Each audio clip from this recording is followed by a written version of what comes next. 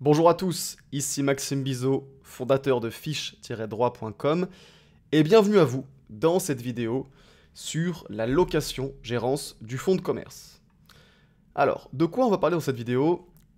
En premier lieu, on va définir ce qu'est la location-gérance du fonds de commerce, puis on verra ensemble quelles sont les conditions de la location-gérance du fonds de commerce. Ensuite, on s'intéressera aux effets de la location-gérance du fonds de commerce. Et puis enfin, on dira un mot sur ce qu'il se passe à la fin de la location-gérance. Alors, sans plus attendre, c'est parti.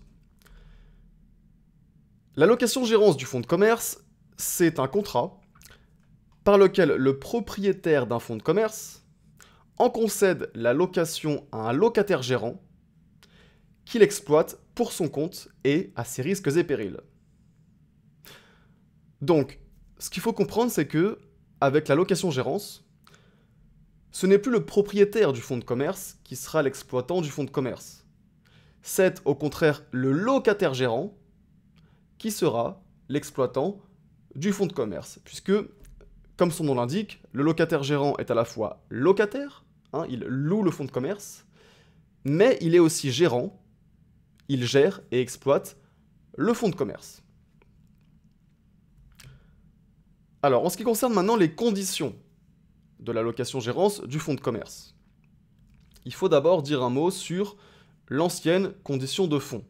Auparavant, la location-gérance n'était possible que si le propriétaire du fonds de commerce l'avait exploité personnellement pendant au moins 2 ans.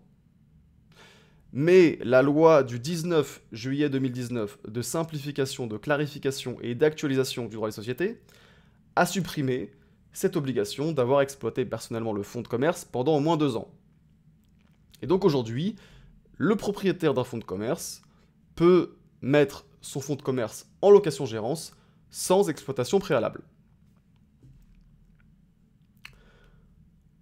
Ensuite, il faut savoir que le contrat de location-gérance doit être publié dans les 15 jours de sa conclusion sur un support habilité à recevoir des annonces légales.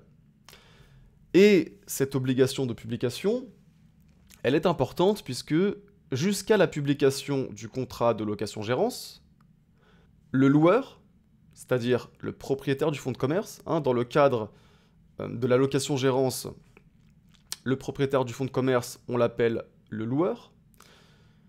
Et donc le loueur, jusqu'à la publication du contrat de location-gérance, est solidairement responsable avec le locataire gérant des dettes contractées par celui-ci à l'occasion de l'exploitation du fonds de commerce. Et donc, ce n'est qu'une fois que le contrat de location-gérance est publié que le loueur, c'est-à-dire le propriétaire du fonds de commerce, cesse d'être solidairement responsable avec le locataire gérant des dettes contractées par celui-ci à l'occasion de l'exploitation du fonds.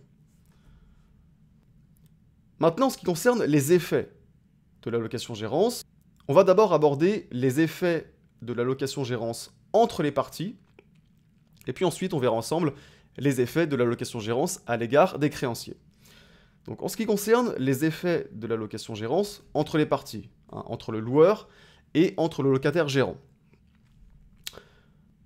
En ce qui concerne le loueur, il doit d'abord mettre le fonds de commerce à disposition du locataire gérant. Et il doit également garantir au locataire gérant la jouissance paisible du fonds de commerce. Il ne doit pas troubler le locataire gérant dans sa jouissance du fonds de commerce. C'est ce qu'on appelle la garantie d'éviction. Et cette garantie d'éviction, elle entraîne nécessairement une obligation de non-concurrence, puisque le loueur ne peut pas troubler le locataire gérant dans sa jouissance du fonds de commerce, et bien nécessairement, il ne peut pas lui faire concurrence. Et donc, en vertu de cette garantie d'éviction, il est tenu par une obligation de non-concurrence. Et puis, en ce qui concerne maintenant le locataire gérant doit d'abord exploiter le fonds de commerce en bon père de famille. Il doit aussi payer le loyer, ce qu'on appelle la redevance. puisque dans la location-gérance, le propriétaire du fonds de commerce concède la location de son fonds de commerce au locataire gérant, qui va l'exploiter, en échange d'un loyer, en échange d'une redevance, dont le montant est librement fixé par les parties. Également, comme le locataire gérant est exploitant du fonds de commerce, c'est lui qui a la qualité de commerçant, et non le loueur. Et donc, il doit respecter toutes les obligations qui pèsent sur le commerçant, comme par exemple l'immatriculation au registre du commerce et des sociétés. Et enfin, il faut bien comprendre que le contrat de location-gérance est conclu intuitu personae. Autrement dit, le propriétaire du fonds de commerce l'a mis en location-gérance au bénéfice de ce locataire gérant, et pas d'un autre. Donc la personne du locataire gérant est importante pour lui. Et c'est pour ça que le locataire gérant ne peut pas céder ses droits au titre de la location-gérance ou sous-louer le fonds de commerce sans l'autorisation du propriétaire. On passe maintenant aux effets de la location-gérance à l'égard des créanciers. Et d'abord, en ce qui concerne les créanciers du loueur, en ce qui concerne les créanciers du propriétaire du fonds de commerce.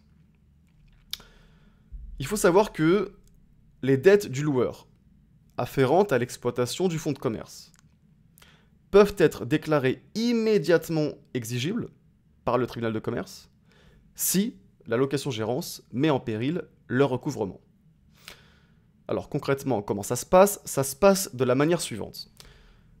Si les créanciers du loueur considèrent que le paiement de leurs créances devient incertain en raison de la mise en location-gérance du fonds de commerce, eh bien ils peuvent demander au tribunal de commerce de prononcer la déchéance du terme, ce qui a pour effet de rendre leurs créances immédiatement exigibles.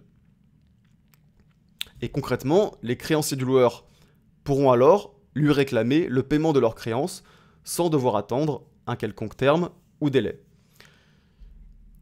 Et, très important, cette action doit être introduite par les créanciers du loueur dans un délai de 3 mois après la publication du contrat de location-gérance sur un support habilité à recevoir des annonces légales.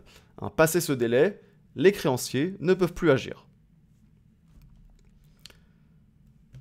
Et puis, en ce qui concerne maintenant les créanciers du locataire gérant, comme je l'ai dit précédemment dans cette vidéo, c'est le locataire gérant qui est exploitant du fonds de commerce. C'est donc lui qui a la qualité de commerçant.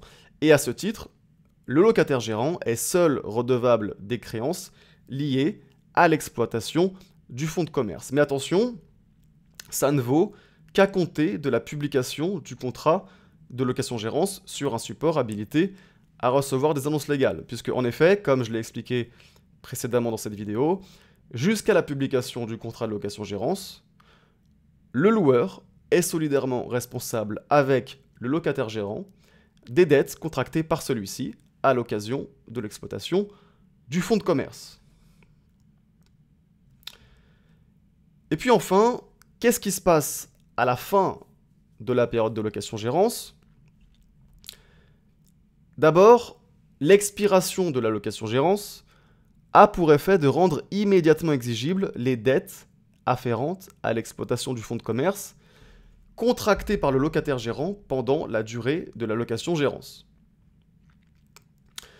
Les créanciers pourront alors, sans attendre, demander le paiement de leurs créances. L'idée, c'est que le locataire gérant ne puisse pas disparaître dans la nature avant d'avoir payé les créanciers. Ensuite, à la fin de la location-gérance, naturellement, le locataire gérant doit restituer le fonds de commerce. Et puis enfin, la fin de la location-gérance doit être publiée dans les 15 jours de sa date sur un support habilité à recevoir des annonces légales. Maintenant, si vous voulez réviser efficacement votre droit commercial, sachez que vous pouvez télécharger mon pack de fiches en droit commercial. Ce pack, il comprend 20 fiches qui sont claires, qui sont synthétiques et qui résument parfaitement la matière.